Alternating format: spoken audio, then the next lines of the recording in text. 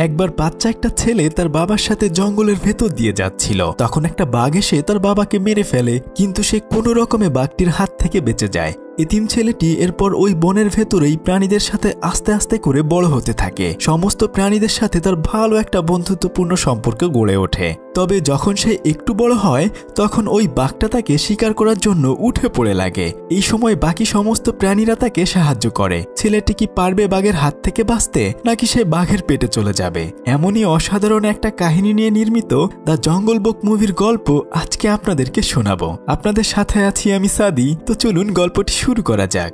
বিশাল একটা জঙ্গলের ভিতরে এই ছোট্ট ছেলেটিকে কয়েকটি নেকড়ে তাড়া করছে।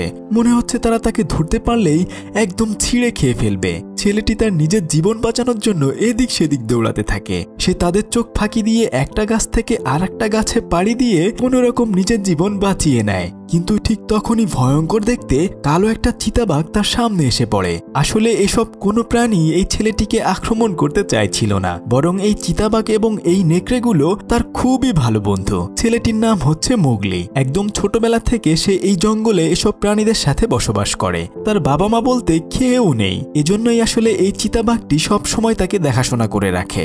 আর এই বনের নেকড়েগুলো তার খুবই ভালো বন্ধু। একদম ছোটবেলা থেকেই মুগলি নেকড়েদের সাথে বড় হয়েছে। তাই প্রতিদিন তারা সবাই মিলে মুগলিকে দিয়ে দৌড়ের প্র্যাকটিস করতে থাকে, যেন বনের প্রাণীদের হাত থেকে সে নিজেকে বাঁচাতে পারে। সমস্ত প্রাণীদের সাথে তার দিনকাল ভালোই কাটছিল। এভাবেই অনেকটা দিন পেরিয়ে যায়। একদিন তারা সবাই মিলে একটা নালার কাছে যায় পানি খেতে। মুগলি তখন একটা পাত্র বানিয়ে পানি খাচ্ছিল। এটা দেখে সমস্ত প্রাণীরা হাসাহাসি করতে থাকে, কিন্তু কিছুক্ষণের মধ্যেই তারা সবাই ভয়ে লুকাতে থাকে, কেননা ওখানে তখন জঙ্গলের রাজা শেরখান নামক একটি বাঘ চলে আসে।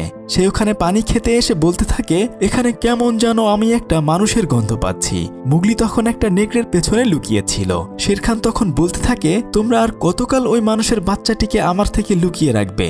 একদিন না একদিন আমি ওকে অবশ্যই আমার শিকার বানাবো। তখন একটা নেকড়ে বলে, তুমি মুগলির কোনো ক্ষতি করতে পারবে না, কেননা মুগলি ছোটবেলা থেকে আমাদের সাথে বড় হয়েছে, আর ও এই জঙ্গলেরই একজন সদস্য।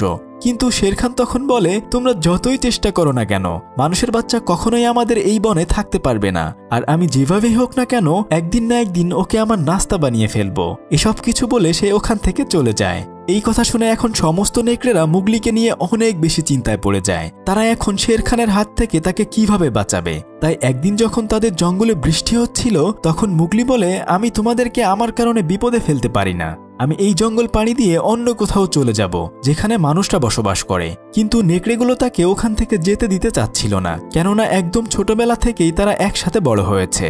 তখন চিতাবাঘটি বলে, আসলে মুগলি আমাদের সাথে জন্তু জানোয়ারের মতো এভাবে বন জঙ্গলে বাস করতে পারবে না। সেজন্য আমাদের উচিত ওকে মানুষের কাছে পৌঁছে দেয়া, আর এটাই ওর জন্য মঙ্গল হবে। মুগলি তখন সবাইকে বিদায় জানিয়ে চিতাবাঘটাকে সাথে নিয়ে গ্রামের উদ্দেশ্যে রওনা হয়। কিন্তু মুগলি কখনোই তাদের সবাইকে ছেড়ে এখান থেকে যেতে চাচ্ছিল না। কিন্তু কি আর করা, এক এক করে বিশাল বড় বড় বন পাড়ি দিয়ে তারা সামনের দিকে আগাতে থাকে।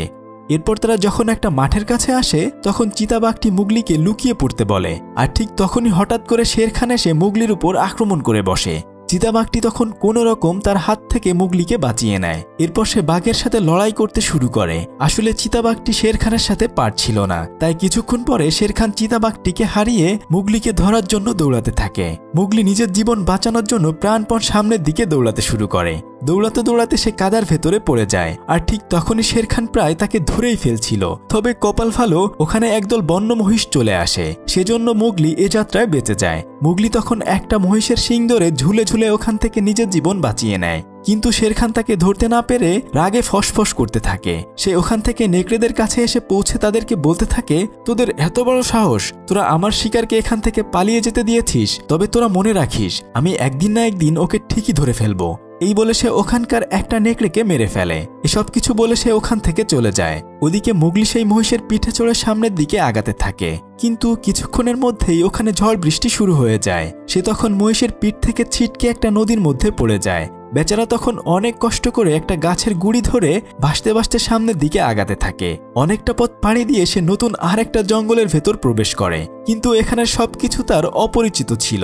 আর তাছাড়া এতটা পথ পাড়ি দেওয়ার কারণে তার অনেক বেশি ক্ষুধা লেগে গিয়েছিল। সেজন্য সে গাছ থেকে কয়েকটা ফল পেড়ে খেতে শুরু করে। তখন ওখানে ছোট্ট একটা প্রাণী আসলে সে প্রাণীটিকে ফল খাওয়ার জন্য দেয়। তবে কপাল খারাপ, একটু পরে আরো কয়েকটা প্রাণী এসে তার ফলগুলো নিয়ে যায়। বেচারা তখন ফলগুলো আনার জন্য তাদের পেছনে পেছনে দৌড়াতে থাকে। দৌড়াতে দৌড়াতে সে একটা গাছের উপর চলে আসে, আর ওখানে তার সাথে বিশাল একটা অজগর সাপের দেখা হয়ে যায়। সাপটি তখন তাকে বলতে থাকে, এই ঘন জঙ্গলে তুমি একা একা কি করছো?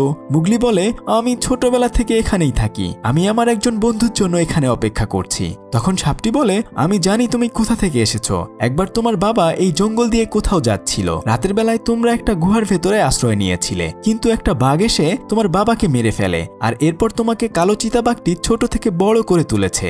এসব বলতে বলতে আসলে অজগর সাপটি তাকে একদম পেঁচিয়ে খেয়ে ফেলতে চাচ্ছিল।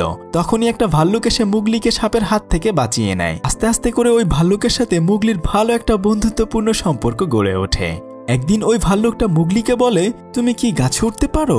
মুগলি বলে, হ্যাঁ আমি গাছে উঠতে পারি। তো তখন ওই ভাল্লুক তাকে মৌমাছির চাকের ওখানে নিয়ে যায়। সে মুগলিকে অনুরোধ করতে থাকে যেন মুগলি পাহাড়ের উপর থেকে তাকে মধু পেড়ে এনে দেয়, কিন্তু শুরুতে মুগলি তার কথায় একদমই রাজি হচ্ছিল না। তবে কি আর করা, সে তো কোনো প্রাণীদের কথাই ফেলতে পারে না। সেজন্য মধু পাড়ার জন্য তাই সে অনেক কষ্ট করে সেখান থেকে গাছের শিকড় কেটে এনে পাহাড়ের উপরে চলে যায় মৌমাছির চাক থেকে মধু আনার জন্য। পাহাড়ের উপরে উঠে সে অনেক চেষ্টা করেও কোনোভাবেই একটু মধুও সংগ্রহ করতে পারছিল না, বরং সে তখন উল্টো মৌমাছির কামড় খাচ্ছিল। কোনো উপায় না পেয়ে সে গাছের শিকড় ধরে ঝুলে পা দিয়ে লাথি দিয়ে মধুর চাক ভেঙে দেয়। ভাল্লুকটি মধু খেতে পেয়ে অনেক বেশি খুশি হয়ে যায়। মুগলি তখন পাহাড় থেকে নিচে নেমে এসে তাকে বলতে থাকে, দেখো তোমার জন্য আমার কি অবস্থা হয়েছে। আসলে তার সারা শরীর জুড়ে কয়েকটা মৌমাছি কামড়ে দিয়েছে। যাই হোক, এরপর সে ওখান থেকে একা একা হাঁটতে শুরু করে। তখন ভাল্লুকটি বলতে থাকে, তুমি এই জঙ্গল থেকে কেন চলে যাবে? তুমি আমার সাথে এই বনের মধ্যেই থেকে যাও। তখন মুগলি বলে, না, আমি এই বন পাড়ি দিয়ে গ্রামের মানুষের কাছে চলে যাব, কেননা যদি আমি এই বনের ভেতরে থাকি তাহলে একটা বাঘ আমাকে খেয়ে ফেলবে। এরপর তারা ওখান থেকে সামনের দিকে আগাতে থাকে, কিন্তু মুগলি ওখানে কালো চিতাবাঘটির জন্য অপেক্ষা করছিল। তাই সে কয়েকদিন ওই ভাল্লুকের সাথে ওখানে থেকে যায়। তাদের দুজনের মধ্যে ভালো একটা বন্ধুত্বপূর্ণ সম্পর্ক ওখানে গড়ে ওঠে। ভাল্লুকটার সাথে মুগলির দিনকাল ভালোই কাটছিল। তবে কয়েকদিন পরে কালো চিতাবাঘটি তাকে খুঁজতে খুঁজতে ওখানে চলে আসে। সে মুগলিকে সুস্থ দেখতে পেয়ে খুশি হয়ে যায়। তখন চিতাবাঘটি বলে, তোমাকে আমি গ্রামে রেখে আসব। কিন্তু মুগলি তখন তাকে দেখাতে থাকে সে এখানে ভাল্লুকের সাথে ভালোই রয়েছে, এখানেই সে থাকতে চায়। কিন্তু চিতাবাঘটি বলে, তোমাকে এত কষ্ট করে ওখান থেকে বাঁচিয়ে আনলাম, আর তুমি এখানে এই জঙ্গলের ভেতর থাকতে চাচ্ছ? এই বলে সে তাকে রাগারাগি করতে থাকে। মুগলি তখন ওখানে মন খারাপ করে বসেছিল। রাতের বেলায় মুগলি একদল হাতির পাল দেখতে পায়। ওখানে একটা ছোট্ট হাতির বাচ্চা কাদার ভেতর পড়ে গিয়েছিল। মুগলি এটা দেখে সেই গাছের শিকড়গুলো দিয়ে ওই হাতির বাচ্চাটিকে ওখান থেকে উঠিয়ে আনার জন্য চেষ্টা করতে থাকে। অনেক চেষ্টা করে সে ওই হাতির বাচ্চাটিকে বাঁচিয়ে নেয়। এটা দেখে ভাল্লুক এবং চিতাবাঘ অনেক বেশি খুশি হয়ে যায়। তখন ভাল্লুকটি চিতাবাঘটিকে বলতে থাকে, মুগলির মাথায় তো দেখছি অনেক বুদ্ধি, ওকে এখানেই রেখে দিলে পারো, ওকে নেকড়েরা দেখাশোনা করে রাখবে। কিন্তু তখন চিতাবাঘটি বলে যে নেকড়েটি মুগলিকে দেখাশোনা করত শের খান তাকে মেরে ফেলেছে। তাছাড়া আমরা কোনোভাবেই শের খানের সাথে লড়াই করে টিকতে পারবো না, সেজন্য মুগলিকে জঙ্গল থেকে গ্রামে পাঠিয়ে দেব। এসব কিছু শুনে তখন ভাল্লুকটি মুগলিকে অনেক বোঝাতে থাকে যেন সে এই জঙ্গল ছেড়ে গ্রামের মানুষের কাছে চলে যায়। কিন্তু মুগলি একদমই তাদেরকে ছেড়ে এখান থেকে যেতে চাচ্ছিল না। সেজন্য সে অভিমান করে একটা গাছের উপর এসে বসে থাকে। কিছুক্ষণ পরে কয়েকটা বানর এসে তাকে ওখান থেকে ধরে নিয়ে যায়, আর তাকে বাঁচানোর জন্য ভাল্লুকটা এবং চিতাবাঘটি পেছনে পেছনে দৌড়াতে থাকে। বানরগুলো বন পেরিয়ে পাহাড় পাড়ি দিয়ে মুগলিকে নিয়ে একটা পুরনো প্রাসাদের কাছে চলে আসে। আর অন্যদিকে মুগলিকে খুঁজতে খুঁজতে ভাল্লুক এবং চিতাবাঘটি অনেক কষ্ট করতে থাকে পাহাড় পেরোনোর জন্য। মুগলিকে বানরগুলো তাদের রাজার কাছে নিয়ে যায়। তখন বানরের রাজা বলতে থাকে, আমার কাছে সমস্ত কিছু রয়েছে, তবে তুমি যেহেতু মানুষ সেজন্য তুমি আমাকে মানুষের কাছ থেকে আগুন এনে দেবে। আসলে বনের ভেতরে সবাই আগুন অনেক বেশি ভয় পেত, তাই যে প্রাণীর কাছে আগুন থাকবে সেই প্রাণী বনের সমস্ত প্রাণীকে শাসন করতে পারবে। কিন্তু মুগলি তখন ভয়ে ওখান থেকে চলে আসতে চায়। বানররা তখন তাকে ওখানে আটকে ফেলে। আর অন্যদিকে ভাল্লুক এবং চিতাবাঘটি পাহাড় পেরিয়ে পুরনো প্রাসাদের কাছে চলে আসে। তখন তারা দেখে যে মুগলিকে বানরগুলো আটকে ফেলেছে। তাই তখন ভাল্লুকটি বুদ্ধি করে তাদের সাথে গল্প করতে থাকে। আর অন্যদিকে চিতাবাঘ মুগলিকে ইশারা করে ওখান থেকে পালিয়ে যাওয়ার জন্য। যখন তারা দুজনে ওখান থেকে পালিয়ে যাচ্ছিল তখন কয়েকটা বানর তাদেরকে দেখে ফেলে। আর কিছুক্ষণের মধ্যেই সমস্ত বানরগুলো তাদেরকে তাড়া করতে থাকে। তারা সবাই তখন জীবন বাঁচাতে ওখান থেকে দৌড়াতে শুরু করে। কিন্তু এতগুলো বানরের সাথে তারা কেউ পেরে উঠছিল না। এক পর্যায়ে বানরের রাজা প্রায় মুগলিকে ধরেই ফেলছিল। তখন মুগলি বলে, আমি তোমাদের কি ক্ষতি করেছি? তোমরা আমাকে ধরার জন্য এভাবে উঠে পড়ে লাগছো? আমি তো এখান থেকে মানুষের ওই গ্রামে চলে যেতে চাচ্ছি। তখন বানরের রাজা বলে, তুমি জানো না তোমাকে যেই নেকড়েটি দেখাশোনা করে রাখতো শের খান তাকে মেরে ফেলেছে। এই কথা শুনে মুগলি অনেক বেশি কষ্ট পায়। তবে যেভাবেই হোক না কেন এই বানরের হাত থেকে তাকে বেঁচে ফিরতে হবে। তাদের সবার সাথে বানরের তুমুল একটা লড়াই শুরু হয়ে যায়। এর কিছুক্ষণ পরে পুরনো প্রাসাদটি ভেঙে ওই বানরের রাজা ওখানে মারা যায়, যার ফলে তারা সবাই ওখান থেকে মুক্ত হয়ে যায়। কিন্তু মুগলির মনের ভেতর প্রতিশোধের আগুন জ্বলছিল। যেভাবেই হোক না কেন নেকড়ে হত্যার প্রতিশোধ তাকে নিতেই হবে। তাই সে লুকিয়ে লুকিয়ে ওখান থেকে মানুষের গ্রামে চলে যায় আগুন নিয়ে আসার জন্য। কয়েকজন মানুষের থেকে লুকিয়ে লুকিয়ে সে আগুন চুরি করে নিয়ে আসে। একটা মশাল হাতে নিয়ে সে বনের ভেতর দিয়ে দৌড়াতে থাকে, কেননা এই আগুন দিয়ে একমাত্র শের খানকে হারানো সম্ভব। তখন সমস্ত বন জুড়ে একটু একটু করে আগুন ছড়িয়ে যেতে থাকে, কিন্তু মুগলি এটা খেয়াল করছিল না। সে অনেকটা পথ পাড়ি দিয়ে দৌড়াতে দৌড়াতে সেই নেকড়েদের ওখানে চলে আসে। সে চিৎকার করে বলতে থাকে, শের খান তুই কোথায়? আমার সামনে আয়, আজকে তোর সাথে আমি একাই লড়বো। তুই আমার আদরের নেকড়েটিকে মেরে ফেলেছিস। তখন সমস্ত নেকড়েগুলো ওখানে এসে জড়ো হয়। শের খানও ওখানে আসে। শের খান সবাইকে বলতে থাকে, দেখো মানুষ আমাদেরকে কত ক্ষতি করেছে। ও ইচ্ছে করে আমাদের বনের ভেতর আগুন লাগিয়ে দিয়েছে। সমস্ত প্রাণীরা তখন মুগলিকে একটু একটু ভুল বুঝতে থাকে। ছোট্ট নেকড়ের বাচ্চাগুলো তখন তাকে ভয় পেয়ে দূরে সরে যায়। তখন মুগলি তার হাতের মশালটি পানির ভেতরে ছুঁড়ে ফেলে দিয়ে বলে, এবার আমি তোর সাথে এই আগুন ছাড়াই লড়বো। তখন শের খান বলে, তুই সবচেয়ে ভুকামি একটা কাজ করেছিস। তোকে বাঁচানোর জন্য তোর বন্ধু চিতাবাঘ এখানে নেই। আজকে তোকে আমি ঠিকই শিকার করে ফেলবো। কিন্তু কিছুক্ষণের মধ্যেই ওখানে ভাল্লুক এবং চিতাবাঘটি চলে আসে। শের খান যখন মুগলিকে আক্রমণ করতে যায় তখন সমস্ত প্রাণীরা মুগলির পক্ষে চলে যায়। এরপরে ভাল্লুক এবং শের খানের সাথে তুমুল লড়াই শুরু হয়ে যায়, কিন্তু কোনোভাবেই ভাল্লুকটি বাঘের সাথে লড়াই করে পেরে উঠছিল না। কিছুক্ষণ পরে সমস্ত প্রাণীরা দল বেঁধে বাঘের উপর ঝাঁপিয়ে পড়ে। মুগলি তখন শের খানকে আক্রমণ করতে গেলে চিতাবাঘটি তাকে বলে, তুমি এবার মানুষের মতো চিন্তা করো, তাহলেই আমরা শের খানকে হারাতে পারবো।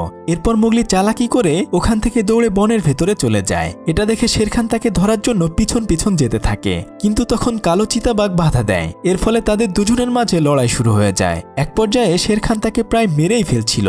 তবে তখনই আরো কয়েকটা নেকড়ে এসে ওই কালো চিতাবাঘটিকে বাঁচিয়ে নেয়। ততক্ষণে মুগলি দৌড়াতে দৌড়াতে বনের ভেতরে চলে যায়। শের খান তখন তাকে ধরার জন্য পিছনে পেছনে যেতে থাকে। মুগলি তখন বুদ্ধি করে গাছের শেকড় দিয়ে ওখান থেকে বাঁচার জন্য ফাঁদ বানাতে থাকে, কিন্তু শের খান তাকে প্রায় ধরেই ফেলছিল। মুগলি তখন কোনো মতে তার জীবন বাঁচিয়ে অনেকটা দৌড়াদৌড়ি করে একটা গাছের উপরে চলে আসে, আর ততক্ষণে মুগলি গাছের শেকড় দিয়ে রশির মতো ঝুলিয়ে ফেলে। শের খান যখন তাকে ধরার জন্য একটা পুরনো গাছের উপরে উঠে তখন মুগলি বলতে থাকে, যদি সাহস থাকে এবার তুই আমাকে ধর। শের খান যখনই তাকে ধরার জন্য লাফ দেয় মুগলি তখন ওই রশি ধরে ওখান থেকে দূরে চলে যায়। আর কিছুক্ষণ পরে শের খান ওই গাছের ডালটা ভেঙে ওখান থেকে একদম নিচে আগুনের ভেতর পড়ে যায়, আর ওখানে শের খান মারা যায়। কিন্তু অন্যদিকে সারা বন জুড়ে আগুন ছড়িয়ে পড়েছে। মুগলি তাই আগুন নেভানোর জন্য বনের ভেতর দিয়ে দৌড়াতে থাকে, আর তখনই সেই হাতিগুলোর সাথে মুগলির দেখা হয়ে যায়। তখন মুগলি হাতিগুলোর কাছে সাহায্য চায় আগুন নেভানোর জন্য। হাতিগুলো তখন মুগলিকে সাহায্য করার জন্য রাজি হয়ে যায়। সমস্ত হাতিগুলো তখন পাশের নালা থেকে পানি এনে বনের আগুন নিভিয়ে ফেলে। এটা দেখে সমস্ত প্রাণীরা অনেক বেশি খুশি হয়ে যায়, কেননা মুগলি আসলে তাদের বন ধ্বংস করতে চায়নি। সবাই মুগলিকে ফিরে পেয়ে অনেক বেশি খুশি হয়ে যায়। মুগলি এখন এই বন ছেড়ে আর কোথাও যায়নি। সে সবার সাথে এখানেই এই বনে সুখে শান্তিতে বাস করতে থাকে। ঠিক তেমনি ছোট্ট একটা বাঘের বাচ্চাকে তার চাচা তাদের রাজ্য থেকে তাড়িয়ে দেয়। অনেকদিন পরে যখন ওই বাচ্চাটি বড় হয়ে যায় সে আবার তাদের জঙ্গলে ফিরে আসে, আর তখনই তার চাচার সাথে তার লড়াই বেঁধে যায়। এমনই অসাধারণ একটা কাহিনী নিয়ে নির্মিত দ্য লায়ন কিং মুভির গল্পটি দেখতে চাইলে স্ক্রিনে থাকা আমাদের এই ভিডিওটি দেখুন। ততক্ষণে সবাই ভালো থাকুন। আল্লাহ হাফেজ।